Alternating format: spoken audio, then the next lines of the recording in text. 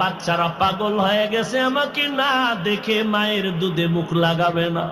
এই জন্য বাচ্চাগুলো আমাকে দেখার জন্য হাজির হয়ে গেল, পেটের ক্ষুধা নিবারণের জন্য দুধ পান করে নাই। আর আমার মায়ার নবী এমন মায়ার নবী, যেই নবীর চেহারা মোবারকের দিকে একটা নজর দিলে 7 দিনের ক্ষুধা পর্যন্ত থাকে না। এহুদি চোখের পানি ছেড়ে চিল্লায় কয়, রে মুহাম্মদ, তরবারিটা ফালাইয়া নবীর কদম ধরে কয়, রে মুহাম্মদ, জঙ্গলের হরিণী যদি তোমাকে চিনতে পারে আর আমি মানুষ হইয়া যদি চিনতে না পারি, আমার মতো নিমক হারাম কেউ নাই, আমারে মাফ করে দাও আর আমাকে ঈমানের পোশাক পরায় দাও, জান্নাতের মেহমান বানায় দাও। আমার মায়ার নবীর কোনো বয়ান করা লাগে না, আমার নবীর আদর্শ দেখে বেঈমান কালেমা পড়ে।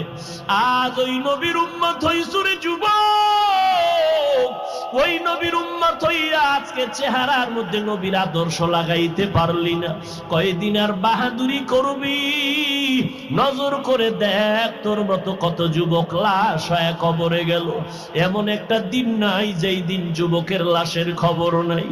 এই মহামারী চিত্রাং গেল, তুফান গেল কয়েকদিন আগে, এই তুফানের মধ্যে কত বান্দা চলে গেল। বিদেশ থেকে টাকা কামাই করে দেশে এসে বিল্ডিং করলো, আনন্দ করবে, বিল্ডিং এ ঢুকবে মাত্র 2 দিন পরে মনের বড় আশা, ছেলে মেয়ে নিয়ে ঢুকবে।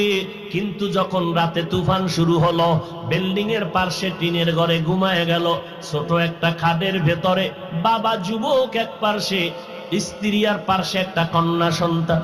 রাতের তুফানে একটা বড় গাছ উপড়াইয়া শিকড় শুদ্ধা টিনের ঘরের মাঝখানে পড়ে গেল। এসে লোকেরা দেখে ওই 3 জনের বুকের উপরে গাছটা চাপ দিল, জায়গায় 3 জন নাই। এত জীবনের কামাই বিদেশের টাকা দিয়ে সব বিল্ডিং এ ঢেলে দিল, কিন্তু পারলো না একটা সেকেন্ডের জন্য বিল্ডিং এ উঠে আরাম করবে।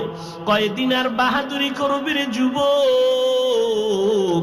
আমি বলি না তুমি আমাদের মতো টুপিওয়ালা হুজুর হইয়া যাও, না রে বাবা, চাকরি করো আলহামদুলিল্লাহ, ব্যবসা করো আলহামদুলিল্লাহ, লেখাপড়া করো আলহামদুলিল্লাহ, ডাক্তারি পড়ো, ইঞ্জিনিয়ারিং পড়ো। ও বান্দা, তুমি লেখাপড়া করে একজন প্রফেসর হও, আমি অন্তর বলে দোয়া করে গেলাম।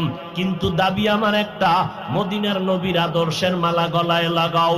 এই পর্দার আড়ালের আম্মা জানেরা, আপনারা নবীদের মা, আপনারা সাহাবায়ে কেরামের মা, আপনারা হাফেজে কোরআনের মা, উলামায়ে আহলে হকের মা, দামি দামি আদর্শ